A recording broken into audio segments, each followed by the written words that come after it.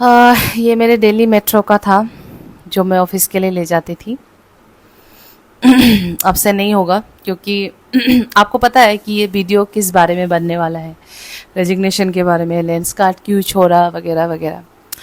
तो lens cart में ना जहाँ पे मैं काम करती थी, मेरे आसपास के जो लोग थे वो बहुत अच्छे थे।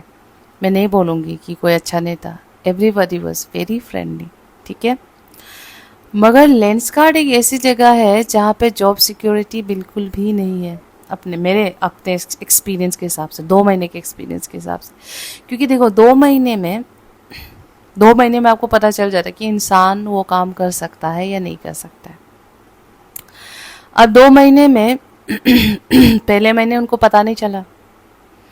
अब 2 महीने में, महीने के अंत में उनको पता चल रहा है कि नहीं, आप ये चीज़ नहीं कर सकते हो। आप समझ रहे हो? तो बात यहाँ ये हुआ है कि पूरे 2 महीने तक यहाँ सर्टिफिकेशन ही चल रहा है कि ये काम कर पाएगी नहीं कर पाएगी, कर पाएगी नहीं कर पाएगी। पूरे 2 महीने कर पाएगी नहीं कर पाएगी, यही चल रहा है। तो अब महीने के अंत में जब मेरा सैलरी आने को है, तब बोल रहे कि आपका सर्टिफिकेशन नहीं हो रहा। ठीक है। अब किस बेस पे नहीं हो रहा? वो इस बेस पे नहीं हो रहा कि, मान लो फॉर एग्जांपल, इस बेस पे नहीं हो रहा कि आपको बोलना था कि आपका रिफंड जो है 7 या 10 डेज में आपका रिफंड आ जाएगा।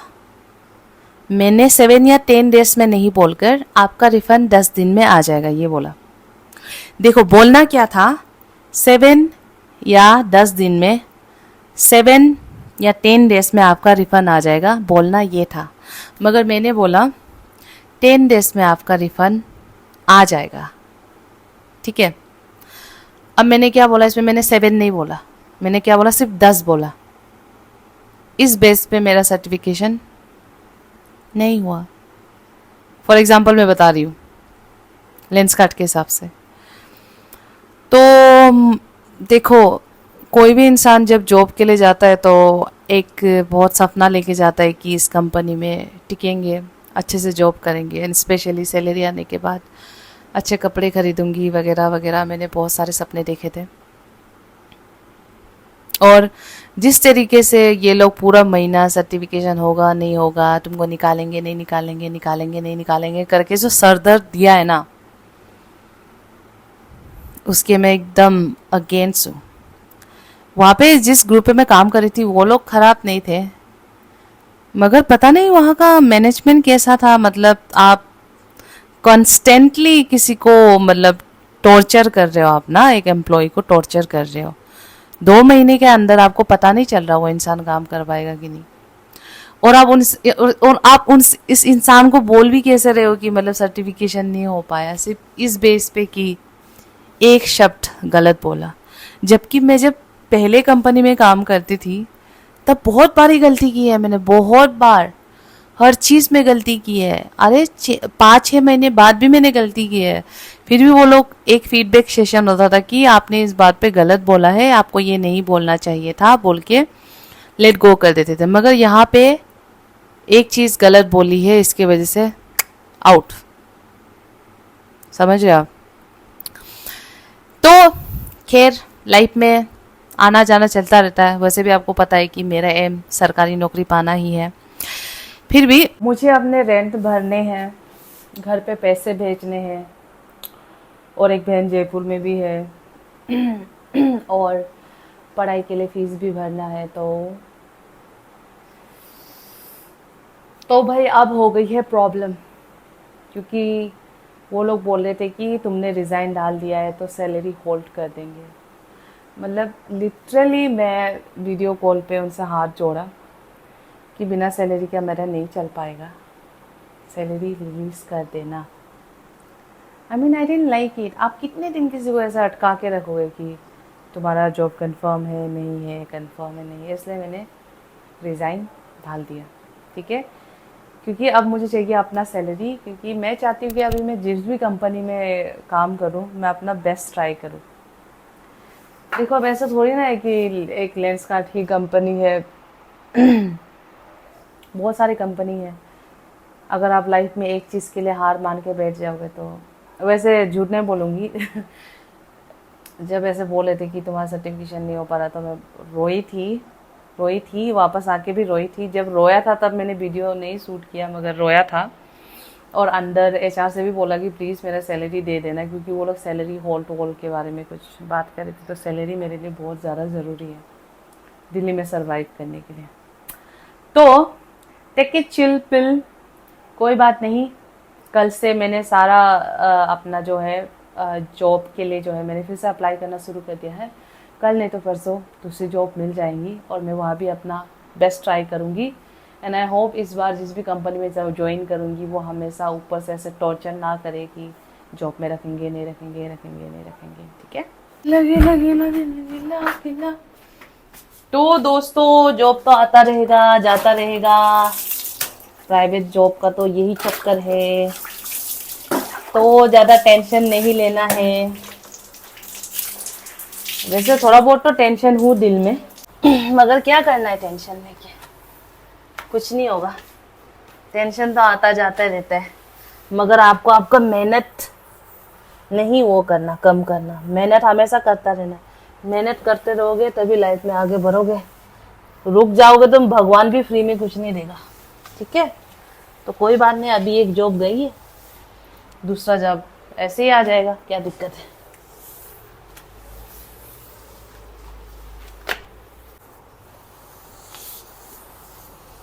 और हाँ, और एक चीज़ मैंने देखा कि मैं तो चलो नया नया ज्वाइन हुई, मुझे छोड़ो, जो लोग वहाँ पे ऑलरेडी काम कर रहे थे ना, एकदम टेन्योर्ड वाले बंदे जो सब कुछ जानते हैं, उनको भी एचआर से सीधा मेल आ रखा था कि अगर अच्छे से काम नहीं किया तो निकाल देंगे ऐसे।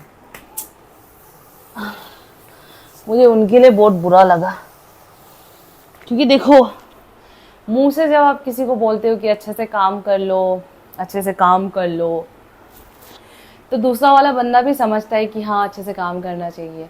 मगर आप जब ऑफिशियली मेल भेज देते हो किसी को कि अच्छे से काम कर लो वरना निकाल देंगे, तब बंदा कैसे काम करेगा ऐसे प्रेशर में, बताओ। उसके आगे एक मेल होगा पूरा एचआर की तरफ से कि अच्छे से काम नहीं किया तो निकाल लेंगे। उस डर के साथ एम्प्लॉय कैसे काम करेगा। तो ये चीज़ मुझे थोड़ा सा बुरा लगा मैंने देखा एक एम्प्लॉय का वहाँ पे एचआर का ईमेल था, वहाँ पे लिख रखा था कि अच्छे से काम नहीं किया तो तुमको इस महीने निकाल देंगे। अभी खाने में तो ये मैंने दिन में आते वक्त KFC लिया था, क्योंकि मेरा मूड बहुत ही ज़्यादा ख़राब था और मैं एकदम रो रो के जा रही थी रास्ते पे। तो इसलिए मैंने रास्ते पे ये KFC पैक करा लिया। मैंने सोचा बाहर में जाए, जॉब की कमी है क्या दुनिया में, कोई ज़रूरत नहीं है। और जो भी लोग मेरा वीडियो देखते हैं और बोलते हैं कि मुझे देख के इंस्पायर या मोटिवेट होते हैं, मैं उनको भी बोल रही हूँ, भले ही छोटा मोटा जॉब हो, सरकारी जॉब जरूर निकालना। सरकारी जॉब जैसा कुछ भी नहीं है।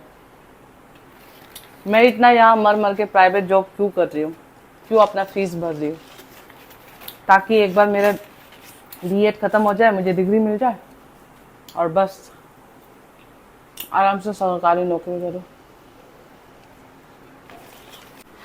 और जब मैं वहाँ से निकली थी ना रिज़ाइन करके, तो मैंने रास्ते में अपने मासी को कॉल किया और मासी को मैंने पहले बोला, पहले तो मैं इतना हंस हंस के बात करी थी मासी से, तो मासी को मैंने बोला कि एक बैड न्यूज़ है। तो मासी ने बोला कि तुम इतना हंस हंस के बात कर रही हो, मुझे नहीं लगता कोई बैड न्यूज़ है। मैंने बोला कि नहीं बैड न्यूज़ है, जॉब चली गई है, अब मम्मी को शायद पैसे नहीं भेज पाऊँगी, ऐसा ऐसा मैंने उनको बताया।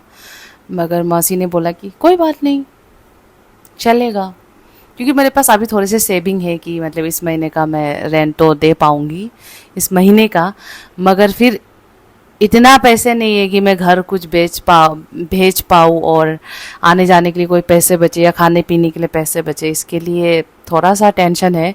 आप लोग ये मत सोचना कि यूट्यूब से बहुत ज़्यादा पैसा आता है, नहीं, बिल्कुल भी नहीं आता है। क्योंकि आप देखते हो कि मेरा व्यू जो है वो 1000 में आता है, आपने देखा होगा 1000 में, और 1000 वालों को 180 रुपये ऐसा ऐसा मिलता है वीडियो से, ज़्यादा नहीं मिलता। और वो भी तब जाके हम निकाल सकते हैं पैसे जब जाके वो 10-11 हज़ार हो जाएंगे, तब हम यूट्यूब का पैसा निकाल सकते हैं।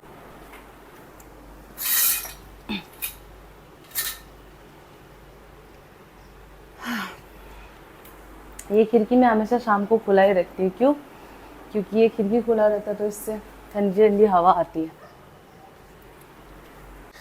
अब सारा टेंशन भूल कर, मैंने इसमें ओट्स लगाया था, ये तो अब स्मेल कर रहा होगा।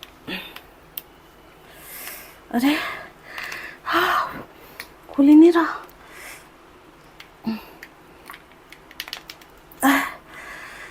भाई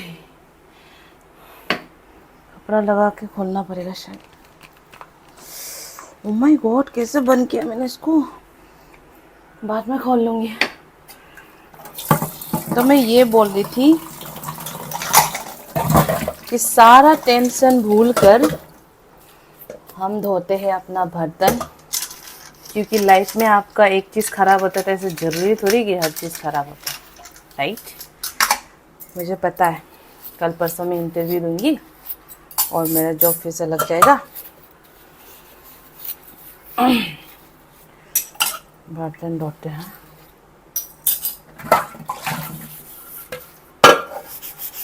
देखो, मैं मुंह से आप लोगों को बहुत स्ट्रांगली बता रही हूँ, मगर दिल से तो मुझे भी बुरा लग रहा है। ऐसा नहीं है कि मैं कोई इतना सैड नहीं हूँ, हमेशा चिल रहती हूँ। मैं भी रोती हूँ, बस वीडियो पे मतलब रिकॉर्डिंग नहीं करती हूँ। रोने वाला मैं रिकॉर्ड नहीं करती हूँ क्योंकि मुझे मोबाइल ऑन करके रोने में थोड़ा सा वियर्ड लगता है। मेरा प्यारा सा कप जिससे मैं चाय बोल रही हूँ, ग्रीन टी पीती थी, आ गया है वापस घर पे। मगर मैंने एक चीज़ डिसाइड कर लिया, अब जब मैं इंटरव्यू दूंगी डोमेस्टिक के लिए नहीं दूंगी। डोमेस्टिक प्रोसेस मुझे बिल्कुल अच्छा नहीं लगा। इंटरनेशनल प्रोसेस कभी ऐसा नहीं है। अब मैं सिर्फ इंटरनेशनल के लिए ही इंटरव्यू दूंगी और आई होप कि मुझे यूएस या यूके का प्रोसेस मिल जाए, बिकॉज आई लव दैम।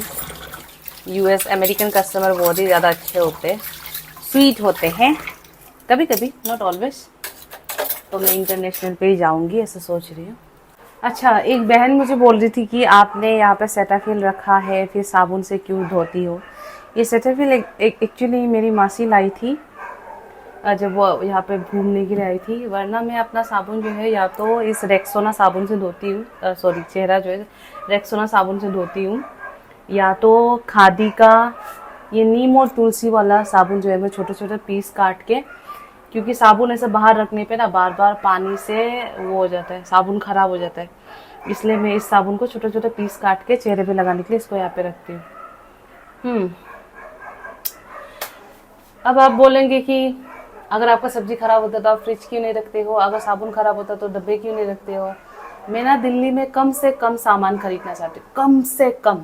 जिस चीज़ में काम चल जाए ना तो चलने दो, कम से कम सामान रखना चाहती हूँ। क्योंकि मैंने चाहती कि जब मैं यहाँ से शिफ्ट हो जाऊँगी या अपने गाँव चली जाऊँगी तो मुझे सामान वेस्ट नहीं करना, और मुझे अपना घर का सामान बेचना अच्छा नहीं लगता है, इसलिए मैं हर चीज़ बहुत वो से यूज़ करती हूँ कि मतलब अगर मतलब जुगाड़ू वाला लाइफ है मेरा। अभी मैंने देखा था, क्या कहते हैं, नौकरी ऐप पे मैंने देखा था कि ब्रिटिश एयरवेज और कुछ FIS ऐसा कुछ वर्क फ्रॉम होम वगैरह का भी कुछ चल रहा था इंटरव्यू। तो मैं जल्दी अभी तो मैं पूरी रात नहीं सोकर जितने भी इंटरव्यूज़ है उसके लिए मैं वो करूँगी, अप्लाई करती रहूँगी। क्योंकि मैं चाहती हूँ कि जब भी मैं एक कंपनी में काम करूँ तो उस कंपनी के लिए ट्रूली लॉयल होके, मतलब कुछ महीने, मतलब 6 महीने, 7, 8, 1 साल ऐसे काम करूँ। 2-3 महीने का काम क्या होता है ना। बहुत बुरा लग रहा है। ठीक है, अभी तो मैं अपना फिर जॉब करना शुरू करूँगी और जॉब लग जाएंगी तो आपको भी बताऊँगी इंटरव्यू का वगैरह वगैरह। तो वीडियो को एंड तक देखने के लिए धन्यवाद।